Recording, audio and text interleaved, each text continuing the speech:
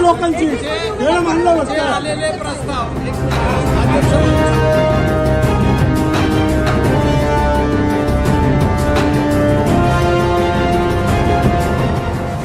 नाशिक रोडला भाजपमध्ये संतापाचा उद्रेक. शहर अध्यक्ष सुनील केदार यांना गाजर भेट.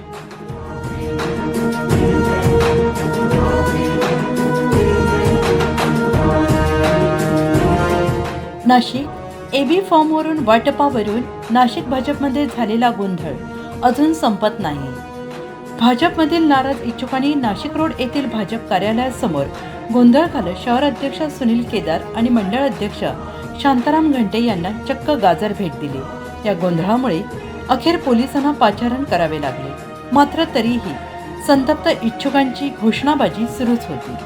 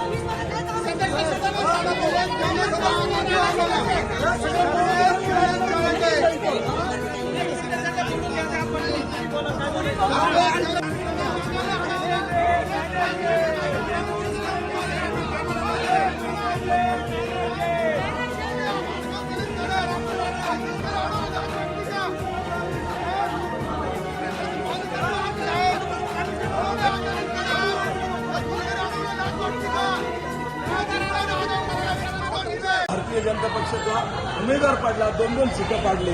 मग तिथे ते ताजने असतील किंवा अजून संगमनेरी असतील, त्यांना तिकीट दिली गेली. मला तुमच्याकडून उत्तर अपेक्षित आहे. रवीजी, शहराध्यक्षांच्याकडे ते म्हणतात सर्वेचा रिपोर्ट बरोबर आहे, पण माझाही सर्वे होता तरी मला तिकीट नाही दिलं. मला रात्री 4 वाजेपर्यंत त्यांनी जागा ठेवलं. त्यांनी सांगितलं 8 वाजता तुला फोन येईल. त्या ठिकाणी आदरणीय गिरीश भाऊ पण होते उपस्थित. आज या नाशिक रोड जेल रोडमध्ये माझ्यावर 36 गुन्हे आंदोलनाचे दाखल आहे. रवीजी, माझा अजून पासपोर्ट निघालेला नाही. माझ्या अजून क्युरी निघतात. ज्यांनी पक्ष वाढवला, ज्यांनी पक्षाचं बळ दिलं, त्यांना तुम्ही डावलून बाहेरून लोक येणार आहेत.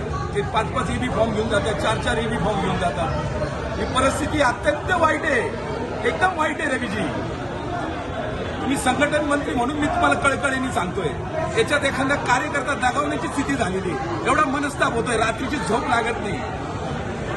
की मी 29-30 वर्ष केलं काय, फ्लॅशबॅक आठवायला लागले मला. रवीजी, माझं आयुष्याचं मी काय केलं. अटलजींचे विचार घेऊन आम्ही पुढे चाललो. आज नाशिक शहर भारतीय जनता पार्टीमध्ये काँग्रेस विचाराचे लोक पार्टी चालवायला लागले. त्यांनी वाड्यांना लॉक लावलं, मतदान करून दिलं नाही, अशांना तिकीट दिले जात आहेत. मला तुम्ही सांगा, मी तुमचा आदेश पाळेल.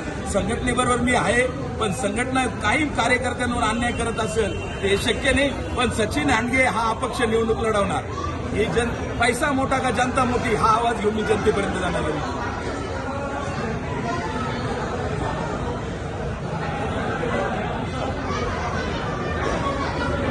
सांगा रवीजी, मला तुम्ही बोललं पाहिजे. सांगा काय केलं पाहिजे, सांगा काय केलं पाहिजे.